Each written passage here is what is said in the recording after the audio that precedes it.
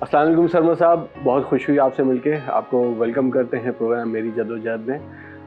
Sir, सबसे पहले तो हम जानना चाहेंगे, इतना माशाल्लाह ब्यूटीफुल हाउस है आपका और काफ़ी चीज़ें वेरी यूनिक हैं, वेरी डिसिप्लिन में हैं, तो इसके पीछे किसका कैसी क्या जद्दोजहद है? आपकी पैदाइश जो थी वो 1960 है और आज 2025 है, तो इसके पीछे जो जद्दोजहद है तो प्लीज़ हमें। मैंने सुना है कि मेरी पैदाइश 6 दिसंबर सन 1960 को लाहौर में हुई और बताया ये जाता था, मेरी वालिदा बताती थी कि गंगाराम अस्पताल में कमरा नंबर 1 में मेरी पैदाइश हुई।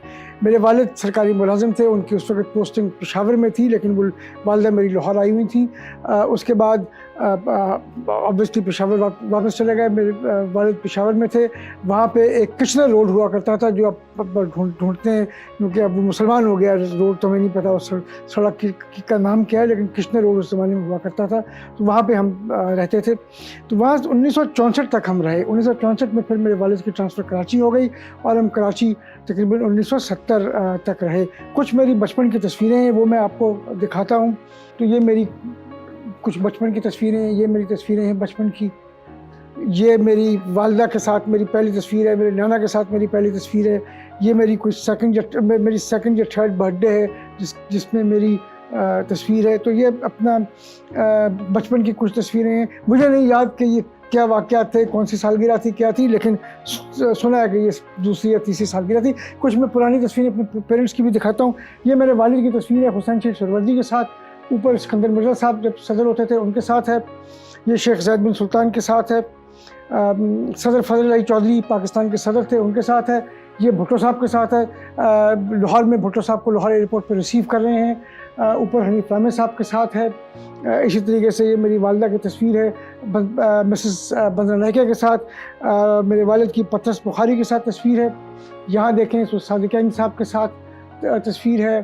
फैज़ साहब के साथ तस्वीर है। मेरे वालिद की सादिक़ैन साहब और फैज़ साहब के साथ मेरे वालिद की बहुत दोस्ती थी, तो हमारा बचपन जो है उन्हीं के साथ गुज़रा। बल्कि मैं तो ये कहता हूँ कि उन जाइंट्स के कदमों में बैठ के हमारा बचपन गुज़रा। फैज़ साहब के तो बहुत यादें हैं, लेकिन एक चीज़ जो मुझे हमेशा याद रही वो ये थी कि मेरे ख्याल में 1974 की बात है।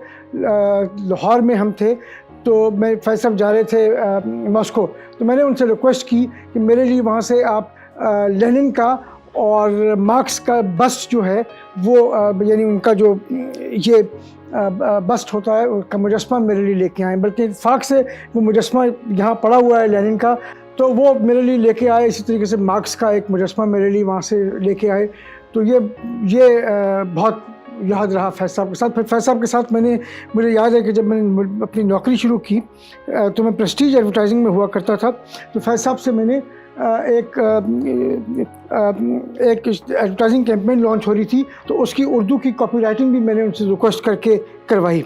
इसी तरीके से सूफ़ी तबस्सुम के साथ, मुन्नू भाई के साथ और मेरे वालिद के और दोस्तों के साथ भी बहुत किस्से हैं। सादिक़ैन साहब का एक जो किस्सा मुझे याद है वो ये कि 1971 की जो जंग थी पाकिस्तान हिंदुस्तान की, वो शुरू हुई तो 3 दिसंबर को शुरू हुई थी। तो 6 दिसंबर जो है वो मेरी सालगिरह होती है। तो मैं लाहौर में था, तो ब्लैकआउट हुआ करता था। तो सादिक़ैन साहब ने मुझसे वादा किया था कि मुझे कैलीग्राफी तोहफे में देंगे। तो उन्होंने वो आए और उन्होंने मेरी बर्थडे के ऊपर लालटेन की रोशनी में एक कैलीग्राफी बनाई मेरे लिए, जो मेरा उनकी तरफ से पहला गिफ्ट था जो मुझे मिला। इसी तरीके से सादिक़ैन साहब का एक और किस्सा, मेरे ख्याल में मैं तीसरी जमात में था, तो हबीब स्कूल में वो हो रहा था, ड्राइंग का मुकाबला होता था। ड्राइंग तो मुझे आती नहीं थी, तो मैंने सादिक़ैन साहब को कहा कि सादिक़ैन अंकल मुझे कोई ड्राइंग बना दें। तो उन्होंने मुझे एक ड्राइंग बना के दी जो हॉक्सबे की ड्राइंग थी, और वो मैंने अपने दस्तखत से स्कूल में जमा करा दी और मुझे पहला प्राइज़ मिला। नीडलेस टू से वो हबीब स्कूल में किसी को पता नहीं था कि वो बनी तो सादिक़ैन साहब की थी, लेकिन मेरे नाम से वहाँ चली गई। सर वेरी नाइस, बहुत अच्छा सर। अच्छा, ये जो कुछ पेंटिंग है इसके बारे में कुछ बताइए। बड़ी अच्छी खूबसूरत वॉल आपने सजाई हुई है। तो FM हुसैन साहब की पेंटिंग है, 2007 में ये उन्होंने बनाई थी। ये स्केच है। इसी तरीके से ये ज़हरुल अखलाक साहब की पेंटिंग है। ये अस्करी मियां ईरानी की है। सलीमा हाशमी साहबा हैं, वो उस मूवी सादिक़ैन की है। ये भी सादिक़ैन साहब की है। ये अगर आप देखें तो जिमी इंजीनियर की है। تو یہ پینٹنگز کا مجھے شوق اپنے والد سے میں نے انہیریٹ کیا. پینٹنگ سے ماشاءاللہ بات ہوگی. آپ تھوڑا ہمیں بچپن کی بتائیں, کہاں اسکولنگ کی, کہاں کالج لائف گزارے, کوئی شرارتی قصہ ہے اگر؟ میری جو اسکولنگ تھی وہ کراچی میں حبیب پبلک اسکول سے شروع ہوئی. تو حبیب پبلک اسکول سے میں نے تقریباً کوئی 6ٹھی جماعت تک پڑھائی کی. اس کے بعد میرے والد کی ٹرانسفر لاہور ہو گئی اور کیتھیڈرل اسکول لاہور سے میں نے پھر میٹرک کیا. اس کے بعد ایف سی کالج لاہور سے میں نے بی اے کیا. پھر میں امریکہ چلا گیا پڑھنے کے لیے, جہاں سے میں نے ماسٹرز کیا کمیونیکیشنز میں ویلانووا یونیورسٹی سے, پینسلوینیا سے. اسکول اور کالج کے تو بہت سارے قصے ہیں. کیتھیڈرل اسکول لاہور کے قصے اور ایف سی کالج لاہور کے قصے بہت یاد رہے. کیتھیڈرل کے بہت سارے دوست ہیں جو اب بھی رابطے میں ہیں. اس سے پہلے کہ حبیب اسکول کے تو دوست جو ہیں وہ یاد نہیں رہے کون تھے, کہاں تھے. کبھی کبھی ملاقات ہو جاتی ہے. ان میں سے ایک سے جو ڈاکٹر سعد خالد نیاز ہیں, ان کو میں پہچان گیا تھا ان کے نام سے. پھر ان کو میں نے یاد کرایا تو ان کو تھوڑی سی یاد تازہ ہوئی. کیتھیڈرل اسکول لاہور کے جو کلاس فیلوز تھے وہ سب تقریباً سب کے ساتھ میں رابطے میں ہوں. یہاں کراچی میں ایک ہمارے دوست ہیں جنہوں نے ایک قسم کا گروپ بنایا ہوا ہے, جس کے اندر جتنے بھی کراچی میں کیتھیڈرل اسکول کے اسٹوڈنٹس ہیں وہ ایک دوسرے کے ساتھ رابطے میں رہتے ہیں, ملتے رہتے ہیں ایک دوسرے کے ساتھ. اس طریقے سے کالج کے لوگوں کو ملتے رہتے ہیں. پھر میں امریکہ میں جو چلا گیا تو وہاں پہ بھی جو کچھ کلاس فیلوز تھے ان سے رابطہ رہا. ان میں سے ایک کلاس فیلو جو ہے میرا وہ لنڈن میں ہوتا ہے, اور اس سے بہت عرصے کے بعد میرے خیال میں کوئی پچھلے 5-6 سال بعد 5-6 سال ہوئے اس سے ملاقات ہوئی. 13 میں میرے خیال میں یا 14 میں میرے خیال میں امریکہ گیا. تو وہاں پہ اپنی یونیورسٹی کو ایک بار وزٹ کرنے کا موقع ملا بہت سال کے بعد. تو جو نوسٹالجیا تھا وہ وہاں پہ ہوا. 1964 میں میرے والد کی ٹرانسفر کراچی ہو گئی. وہ کراچی آ گئے لیکن ہم لاہور چلے گئے. 1 سال ہم نے لاہور گزارا کیونکہ میرے نانا کی طبیعت خراب تھی, وہ کینسر کی لاسٹ اسٹیج میں تھے. تو ہم نے تقریباً 1 سال لاہور میں ان کے ساتھ گزارا. تو وہاں پہ 2 قصے مجھے آج تک انٹرسٹنگ یاد ہیں. ایک تو جو میں نے پہلی فلم دیکھی اس کا قصہ ہے, اور وہ بہت ہی خوفناک قسم کا میرا ایکسپیرینس تھا. میری پھپھو جو تھیں وہ مجھے لے گئیں ایک فلم دکھانے کے لیے. اس کا نام مجھے یاد نہیں ہے لیکن وہ ڈریکولا کا پاکستانی ورژن تھا, اور ریحان ایک ایکٹر تھے جس نے اس کے اندر ڈریکولا کا پاکستانی ورژن کا کردار ادا کیا تھا. تو اس کو دیکھ کے بہت ڈر لگا, اور اس کے بعد میں نے بہت عرصے تک کہا کہ میں نے فلم نہیں دیکھنی, میں نے سنیما ہاؤس میں دوبارہ نہیں جانا. دوسرا جو ایک انٹرسٹنگ قصہ مجھے وہاں کا یاد ہے وہ یہ کہ ہم جہاں رہتے تھے تو وہ رائل پارک ایک جگہ ہے لاہور میں, اس میں ہم میرے نانا کا گھر تھا, تو وہاں رہتے تھے. تو وہاں پہ بہت ساری چیزیں چل رہی تھیں. تو ایک چیز جو ہم بہت سنتے تھے اس زمانے میں وہ یہ تھی کہ ایک ایسا ریڈیو آ رہا ہے جس میں تصویریں بھی نظر آئیں گی, فلم نظر آئے گی. تو ہم بہت حیران ہوتے تھے کہ یہ کون سا ریڈیو ہوگا جس کے اندر فلم بھی نظر آئے گی. تو مجھے یاد ہے 1964 میں نومبر کی بات ہے جب ایک ہماری پڑوسی تھی, ان کے گھر پہ پہلا ٹیلی ویژن آیا. تو نومبر میں اس دن جس دن پی ٹی وی کی لانچ تھی اس دن ہم سب ان کے گھر پہ بیٹھ کے پی ٹی وی دیکھ رہے تھے. یہ خواہش تھی کہ بھئی وہ کون سا ریڈیو ہے جس کے اندر فلم نظر آتی ہے آپ کو. تو وہ دیکھا, طارق عزیز اور کارٹونز اور اس قسم کی سب چیزیں جو تھیں وہ یاد ہیں کہ پہلا دن پی ٹی وی کو دیکھنے کا اتفاق ہوا. اس کے بعد خیر میرے والد کی ٹرانسفر کراچی ہو گئی, اور پھر یہاں پہ میں نے حبیب پبلک اسکول میں میرا داخلہ ہوا, اور حبیب پبلک اسکول سے میں نے 6ٹھی جماعت تک پڑھائی کی. اسی 64 میں ہم دسمبر میں میرے خیال میں ہم کراچی گئے تھے. تو کوئی 8-9 مہینے کے بعد ستمبر میں 1965 میں جنگ ہو گئی, اور وہ مجھے آج تک یاد ہے کہ وہ جنگ جب تھی تو ہم سیڑھیوں کے نیچے چھپتے تھے, اور وہاں پہ اندھیرا کر دیا جاتا تھا, بلیک آؤٹ ہو جاتا تھا, اور ہم سیڑھیوں کے نیچے چھپ کے جب سائرن بجتے تھے اور ایئر ریڈز ہوتے تھے تو ہم وہ وہاں پہ چھپ جایا کرتے تھے. لیکن اسکول میں تو بہت سارے ٹیچرس رہے, کچھ کے نام یاد ہیں کچھ کے نام نہیں یاد. ایک مس نجمہ ہوا کرتی تھی جو ہمیں اردو پڑھاتی تھی, ان کا نام یاد ہے. ایک مسز امین ہوتی تھی جو حبیب اسکول میں جونیئر سیکشن کی ہیڈ مسٹرس ہوا کرتی تھی, ان کا یاد ہے. اس طریقے سے کیتھیڈرل اسکول میں بہت سارے ٹیچرس جو ہیں وہ یاد ہیں. ان میں مسٹر لسٹر ہوا کرتے تھے, ڈاکٹر نثار تھے, स्मार्ट कुबदास एक टीचर थे, तो मुख्तलिफ टीचर्स थे जो हमें याद हैं। एक जो इंटरेस्टिंग थे वो हमारे मैथमेटिक्स के उस्ताद थे जिनका नाम था लालदीन। तो वो जो थे वो ये कहा करते थे, किसी को डांटते थे 2-3 लोगों को, तो वो कहते थे both of you 3 get out. तो आज तक उनका जो किस्सा है ना वो हमें याद है कि both of you 3 get out वाला जो उनका किस्सा था ना, वो आज तक हमें याद है। जब दोस्त मिलते हैं तो हम उस पर आज भी उसको एंजॉय करते हैं। बाकी उसके बाद इस्लामाबाद में कोई 1 साल हम इस्लामाबाद में भी रहे। इस्लामाबाद मॉडल स्कूल होता था, अब जो इस्लामाबाद कॉलेज फॉर बॉयज़ है, तो वहाँ पे भी 1 साल रहे। वहाँ पे भी कुछ एक गालिब साहब होते थे जो टर्की में पाकिस्तान स्कूल में प्रिंसिपल हैं। इसी तरीके से कुछ और टीचर्स थे जिनके साथ पढ़ने का इत्तेफाक हुआ। यूनिवर्सिटी जब कॉलेज के अंदर गए तो वहाँ टीचर्स हैं, एक आसिफ साहब हुआ करते थे जो सिविक्स पढ़ाते थे, जो बाद में चले गए अमेरिका। तो वो एक बहुत लेफ़्ट विंग किस्म के थे और उनका काफ़ी असर रहा मेरे पर। मुझे आज तक याद है उनका असर काफ़ी लेफ्टिस्ट थॉट्स के हवाले से काफ़ी रहा। फिर वो चले गए बाहर। अमेरिका में भी जब बहुत सारे प्रोफेसर्स थे, उनमें एक डॉक्टर हफीज़ मलिक थे जो पाकिस्तानी थे, और I think one of the finest people that I had the privilege of knowing. Sir, बचपन के किस्से तो कभी ख़त्म नहीं होने। आपने प्रोफेशनल लाइफ में सबसे पहले जॉब कहाँ की और जंग ग्रुप तक आप कैसे पहुँचे, और फिर वहाँ पे पहली आपकी असाइनमेंट क्या थी, ये थोड़ा हमें बताइएगा प्लीज़। देखिए, जंग ग्रुप जो है ना, ये मेरी तकरीबन मेरी चौथी जॉब है।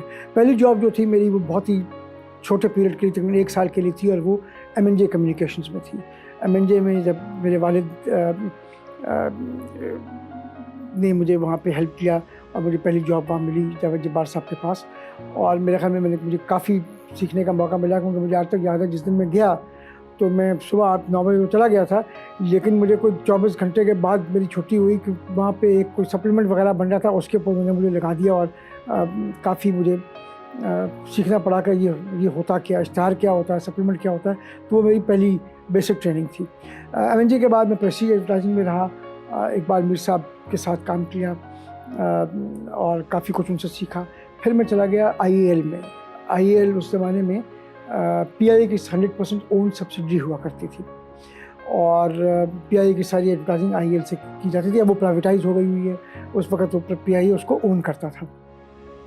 तो IAL में मैं गया तो उसके जो चीफ एग्जीक्यूटिव थे वो सैयद नसीर हैदर थे। Again one of the finest advertising practitioners this country produced. और उनके साथ मेरा मेरे ख्याल में जितना कुछ उनके साथ सीखने का मौका मिला वो शायद बहुत मैं उनका उस तरीके से शुक्रिया अदा नहीं कर सका जिस तरीके से मुझे करना चाहिए था। वहाँ पे PIA की एडवर्टाइजिंग होती थी, वहाँ पे फिर PNG, फिर IAL की एफिलिएशन हुई साची एंड साची के साथ। तो वहाँ पे जब साची के साथ एफिलिएशन हुई तो वहाँ पे भी सीखने का मौका मिला। प्रॉक्टर एंड गैम्बल के साथ काम करने का मौका मिला, ब्रुक बॉन्ड के साथ मिला, और बहुत सारे साची के क्लाइंट्स हैं जिनके साथ मौका मिला काम करने का। तो वहाँ पे बहुत सारे लोगों के साथ दोस्तियाँ हुई जो आज तक कायम हैं उनमें। और वहीं पे इत्तेफाक की बात है, मैं M&J की जब मैं बात कर रहा था तो मैं भूल गया बताना कि तारिक मिर्ज़ा साहब जो आपके कुलीग हैं, उनके वो उस वक्त M&J में हमारे साथ हुआ करते थे। तो उनसे मुलाकात M&J में पहली बार मेरी हुई। और इसी तरीके से शाह ज़ुबैरी साहब के साथ जो मेरी पहली मुलाकात थी वो IAL के दिनों में थी। उस वक्त वो इंटरग्लोब एडवर्टाइजिंग में हुआ करते थे, तो और को PIA के ऊपर कुछ इश्यूज़ चल रहे थे, तो वहाँ पे उनसे पहली बार मेरी मुलाकात हुई। फिर 1993 में मैंने जंग ग्रुप ज्वाइन किया। आज भी तारीख़ मुझे याद है, 15 दिसंबर 1993 जब मैंने जंग ग्रुप ज्वाइन किया। मैं द न्यूज़ में आया, उसका एग्जीक्यूटिव डायरेक्टर के तौर पे मैंने ज्वाइन किया, और फिर मैं आज ग्रुप का मैनेजिंग डायरेक्टर भी हूँ और जियो के लिए प्रेसिडेंट रेवेन्यू हूँ। और अब मुझे तकरीबन 32 साल हो गए जंग ग्रुप के साथ वाबस्ता हुए। और जब मैंने ज्वाइन किया था मेरा ख्याल था 4-5 साल बहुत होंगे, लेकिन 32 साल ऐसे गुजर गए कि समझ ही नहीं आई।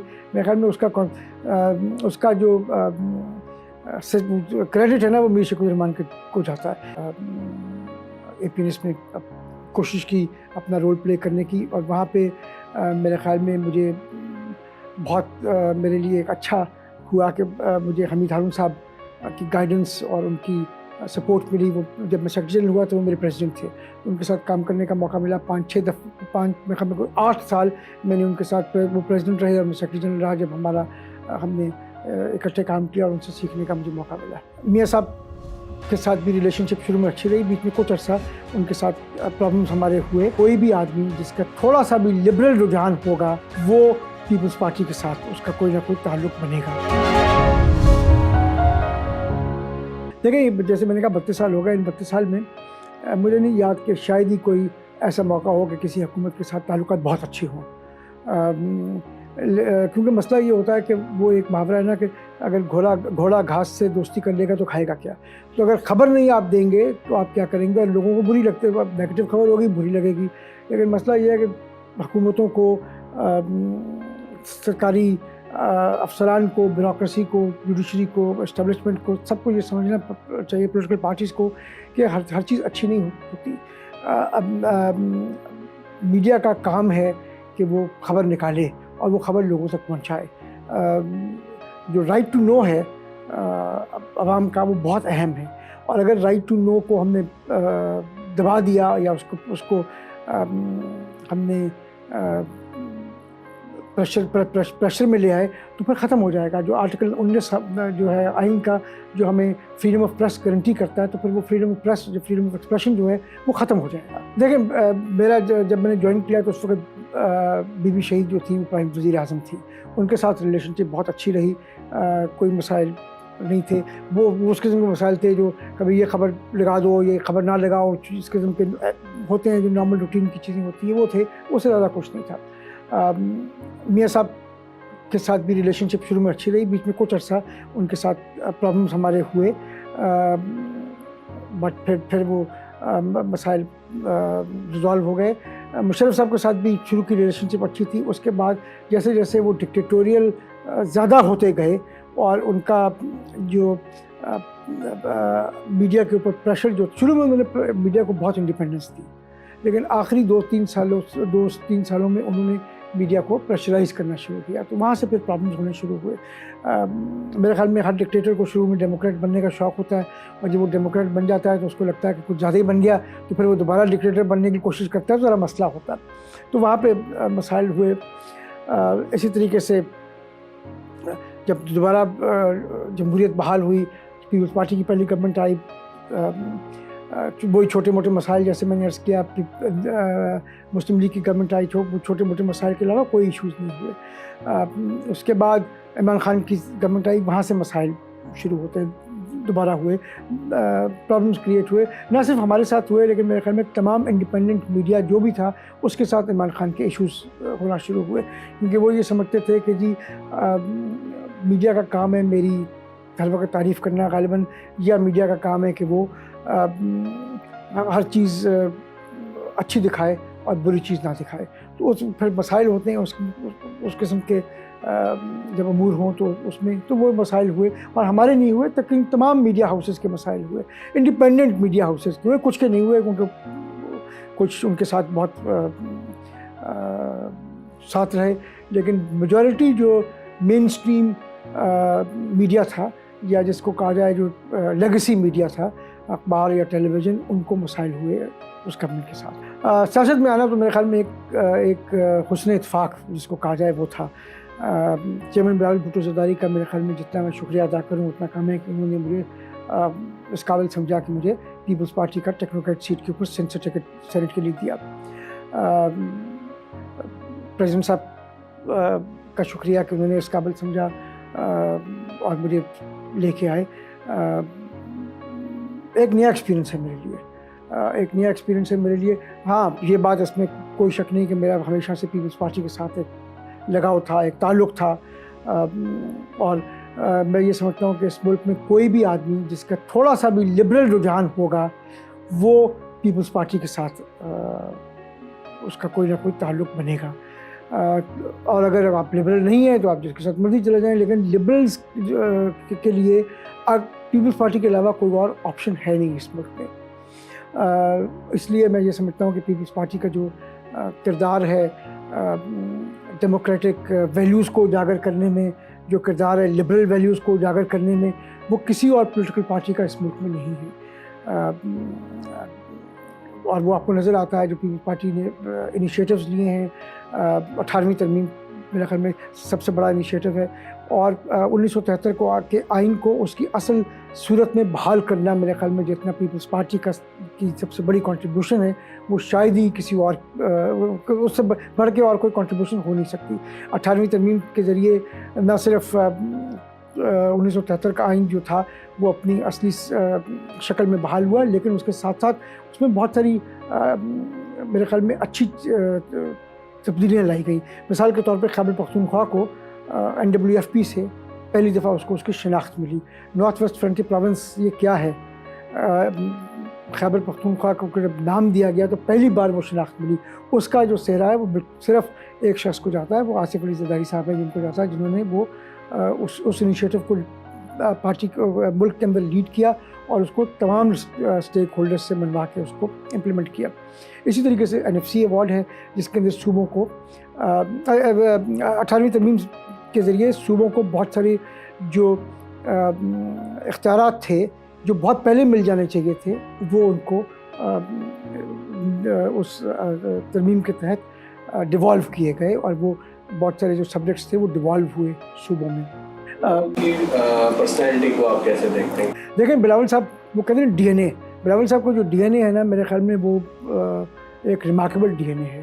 اگر آپ دیکھیں ان کے اندر ان کے نانا کا DNA ہے، ان کے اندر ان کی والدہ کا DNA ہے، ان کے اندر ان کے والد کا DNA ہے، ان کے اندر ان کے دادا کا DNA ہے۔ حاکم علی زرداری صاحب جو تھے وہ بھی اپنے زمانے کے ایک لیفٹ ونگ لبرل سیاستدان تھے، اور ان کا DNA بھی بلاول صاحب کے اندر شامل ہے۔ تو وہ میرے خیال میں کوئی بھی اس ملک میں پولیٹیکل فگر نہیں ہے جس کا اتنا اسٹرانگ DNA ہو۔ ان کی لیگسی بھٹو صاحب کی لیگسی ہے، وہ بھٹو صاحب کی لیگسی لے کے چل رہے ہیں،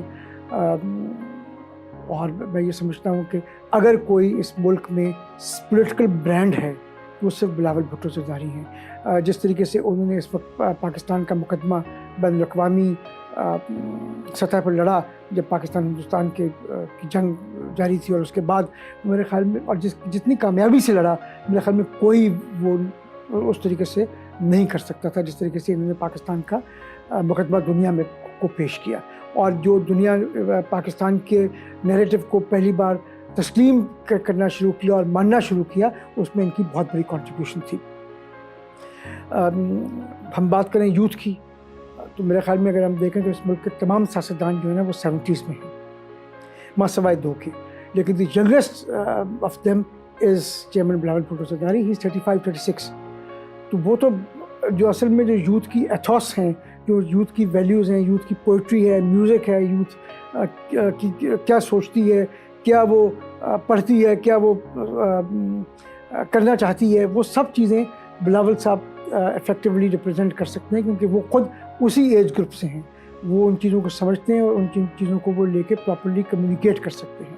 آدمی جتنا اوپر جاتا ہے نا اتنا اور زیادہ خواہش ہوتی ہے کہ میں اور زیادہ اچیو کروں۔ ہم 2025 میں بیٹھے ہیں، نیو یارک ٹائمز بھی ہے، لاس اینجلس ٹائمز بھی ہے، وال اسٹریٹ جرنل بھی ہے، واشنگٹن پوسٹ بھی ہے۔ انہوں نے وقت کے ساتھ اپنے آپ کو چینج کیا، انہوں نے ایوالو کیا۔ میری جو بیوی ہے نا وہ یہ سمجھتی ہیں کہ میرے پیچھے ان کا ہاتھ ہے، تو وہ یہ سمجھتی ہیں کہ میں جہاں بھی پہنچا ہوں یا میں جو کچھ بھی کرتا ہوں وہ ان کے آئیڈیاز ہوتے ہیں۔ تو وہ میرے میں ہر خاتون شاید یہی سمجھتی ہے، لیکن وہ یہ سمجھتی ہیں کہ میں کچھ بھی کرتا ہوں تو وہ کہتی ہیں کہ تو میرا آئیڈیا تھا، تو اور وہ یہ سمجھتی ہیں کہ ان کی وجہ سے obviously میں سکسیزفل ہوا ہوں، کامیاب ہوا ہوں۔ And yes I guess I should say that. باقی آپ نے کہا بچوں کی بات کی، میرا ایک بیٹا ہے، میری ایک بیٹی ہے، دونوں اتفاق کی بات ہے، ڈیجیٹل میں، بہو بھی میری ڈیجیٹل سائٹ پہ ہے۔ تو یہ ایک ایسی چیز ہے جس کی ہمیں تو سمجھ نہیں ہے، لیکن بچوں کی کو سمجھ ہے۔ میری بہو جو ہے، اور انفیکٹ میری جو پوتی بھی ہے وہ بھی انفلوئنسرز ہیں۔ پوتی میری چھوٹی ہے، 9-10 سال کی ہے، لیکن انفلوئنسر ہے وہ بھی۔ دیکھیں میں یہ سمجھتا ہوں کہ جو کسی بھی آدمی کی جو کامیابی ہے نا اس کے پیچھے 3-4 عنصر ہوتے ہیں۔ ان میں سے ایک جو ہے وہ ہارڈ ورک ہے، دوسرا جو ہے وہ آنیسٹی ہے، انٹیگریٹی ہے، اور تیسرا جو ہے پرسسٹنس ہے۔ آج کل کی جو نسل ہے وہ شاید سمجھتی ہے کہ جی ہمیں सीढ़ियों से ऊपर जाने की कामयाबी की तरफ, तो स्टेयर केस लेने की ज़रूरत नहीं, हम एलिवेटर लेंगे और चले जाएंगे, लेकिन नहीं, वो मैं हमेशा नौजवानों को, अपने बेटे को भी, बाकी नौजवानों को भी हमेशा एक चीज़ ये कहता हूँ, यार you have to be persistent, और there is no shortcut to success. आपने सीढ़ियाँ चढ़ के ही ऊपर जाना है, और आपको ऑनेस्टी से, इंटेग्रिटी से काम करना है, आपको हार्ड वर्क करना है, मेहनत से काम करना है। मेहनत से अगर आप दिल चुराएंगे तो आप कुछ नहीं कर सकते, कहीं नहीं जा सकते। और जैसे मैंने कहा, परसिस्टेंस चाहिए। अगर आप चीज़ को आधे रास्ते में जाकर छोड़ देंगे, कंप्लीट नहीं करेंगे, उसको नहीं पहुंच सकेंगे, तो आप कामयाब नहीं होंगे। तो यही मैंने कोशिश की है कि अपने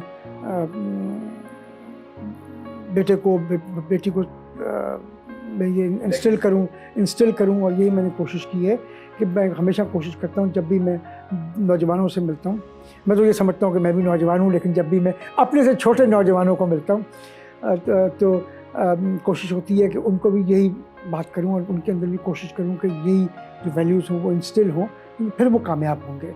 अदरवाइज़ कहीं ना कहीं जाके रुक जाएंगे, और शायद वो फाइनेंशियल कामयाबी हासिल कर लें, फाइनेंशियल टर्म्स में कर लें, मटीरियलिस्टिक टर्म्स में कर लें, लेकिन क्या वो असल मायनों में कामयाब होंगे, वो एक क्वेश्चन मार्क रहेगा। असल में आदमी जितना ऊपर जाता है ना, उतना और ज़्यादा ख्वाहिश होती है कि मैं और ज़्यादा अचीव करूं। तो जब आप देखते हैं तो आप समझते हैं कि शायद कुछ कमी रह गई मेरी ज़िंदगी में, लेकिन मेरा नहीं ख्याल कि there is no such thing as regrets. हो सकता है कुछ पास्ट में नाकामियाँ भी हुई हों, कोई मसाइल भी हुए, लेकिन रिग्रेट नहीं करना चाहिए। We have to move on in life. अगर हम हर वक्त अपने पास्ट को देखते रहेंगे, पीछे मुड़ के देखते रहेंगे, आगे की तरफ सोचेंगे नहीं, we have to live in the present and we have to plan for the future. We can not keep on living in the past. मैं हमेशा ये कहता हूँ, अपने माजी में जीना बंद करना चाहिए हमें, और आज जीना चाहिए, और अपने कल के बारे में सोचना चाहिए कि हम क्या प्लान कर सकते हैं। और यही मेरे ख्याल में असल चीज़ है, रिग्रेट्स नहीं होने चाहिए। अपने साथ रिग्रेट्स आदमी को कभी भी नहीं रखने चाहिए, ना उसको लेके साथ चलना चाहिए। हमारी जो नस्ल थी वो जुल्फ़िकार अली भुट्टो के शहर में मुब्तला थी, और मेरे ख्याल में हमारी नस्ल के बहुत सारे लोग उस शहर से आज तक निकल नहीं सके। जुल्फ़िकार अली भुट्टो एक जादूगर थे। वो आए एक टूटे हुए मुल्क में जो दो टुकड़े हो चुका था, जहाँ कोई होप नहीं थी, जहाँ लग रहा था कि पता नहीं क्या मज़ीद 4 टुकड़े होगा, मुल्क कहाँ जाएगा। वो एक शख्स आता है और वो इस मुल्क में होप पैदा करता है, और इस मुल्क को दोबारा, इस मुल्क के अवाम को दोबारा एक जज्बा देता है, और एक तकरीबन मरी हुई कौम को दोबारा ज़िंदा करता है। तो वो जो कंट्रीब्यूशन है ना उनकी, वो शायद ही कोई भूल सके। और दूसरी उनकी जो चीज़ है ना, जो मेरे ख्याल में शायद हम बात करते हैं, उन्होंने 1973 का आइन दिया, वही बहुत बड़ी कंट्रीब्यूशन है, आज तक हम उस पर कायम हैं। न्यूक्लियर पावर उन्होंने बनाया। अगर वो जनवरी में 1972 में मुल्तान में वो मीटिंग ना करते तो आज हम हिंदुस्तान के साथ आँख में आँख डाल के बात करने के काबिल नहीं होते। वो अपनी जगह, लेकिन सबसे बड़ी जो उनकी कंट्रीब्यूशन थी ना, वो उन्होंने एक गरीब शख्स को, एक मज़दूर को, एक हारी को, एक मुजाहिरे को अपने जागीरदार के साथ, अपने सरमायादार के साथ, अपने मालिक के साथ, अपने बॉस के साथ आँख में आँख डालकर बात करने का सबक दिया। मीडिया भी कंज्यूमर होता है, हर चीज़ की कंजम्पशन होती है। तो जो मीडिया का कंज्यूमर है उसके पास भी तकरीबन 24 घंटे का एक बैंडविड्थ है, और वही उसका लाइफ साइकिल है, मीडिया का कंजम्पशन का साइकिल है। उसने उसी में अखबार पढ़ना है, उसी में उसने टेलीविज़न देखना है, उसी में उसने रेडियो सुनना है, उसी में उसने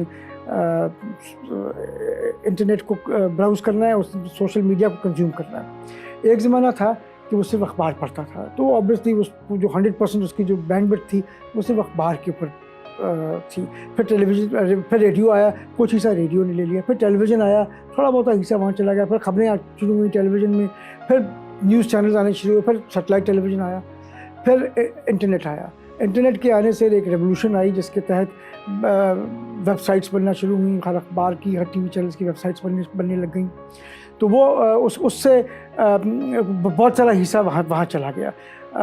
फिर अब सोशल मीडिया आया। سوشل میڈیا نے مزید اپنا حصہ بنایا تو وہ جو بہت بینڈ تو وہی 100 کی رہی نا. تو 100 میں اگر 100% میں کہوں کہ جی اخبار کا رہے گا تو وہ بے وقوفی ہے. تو اخبار کا 100% آج 15% ہو گیا ہے, ٹیلی ویژن کا جو ہے وہ 25% ہو گیا ہے, ریڈیو کا شاید 4-5% ہے, جو ڈیجیٹل کا آ گیا ہے, سوشل میڈیا کا آ گیا ہے, اور اب آرٹیفیشیل انٹیلیجنس آ رہی ہے. آرٹیفیشیل انٹیلیجنس اپنا علیحدہ حصہ لے گی. اس کے بعد آگے کیا ہوتا ہے وہ اور ہوگا. تو وہ بینڈوڈ تو وہ 100 ہی رہے گی نا. جو ہمارا اصل میں یہ جگہ ہے نا, یہ میں سمجھتا ہوں چینج بائی چینج کا جو ریئل اسٹیٹ ہے, یہ دنیا کی مہنگی ترین ریئل اسٹیٹ ہے. کیونکہ یہاں سب نے اپنے لیے جگہ بنانی ہے. یہاں اخبار نے اپنے لیے جگہ بنانی ہے, یہاں ٹی وی نے بنانی ہے, یہاں ریڈیو نے بنانی ہے, یہاں ڈیجیٹل نے بنانی ہے, یہاں سوشل نے بنانی ہے, اور یہاں یہ آرٹیفیشیل انٹیلیجنس بنا رہی ہے. تو 100 تو میری بینڈ ویڈتھ نہیں رہی اخبار کی, یا 50-50 نہیں رہی ٹی وی اور اخبار کی, یا 33 وہ نہیں رہی کہ 50 ٹی وی ہے 40 اخبار ہے 10. اب تو سوشل میڈیا بھی آ گیا ہے, ڈیجیٹل بھی آ گیا ہے. سب نے اپنی اپنی جگہ بنانی ہے اور ادھر سے ہی لینا ہے. وہ 110 نہیں ہوگا, 100+20 نہیں ہوگا, وہ 100 ہی رہے گا. اسی میں اس نے جگہ لینی ہے. تو یہ سب چلیں گے. جو یہ کہتا ہے ایک تھی وہ جو میڈیا پنڈٹس ہیں نا, ان کی ایک پریڈکشن تھی کہ 2019 میں امریکہ میں اخبار, نارتھ امریکہ میں اخبار ایلیمنیٹ ہو جائیں گے.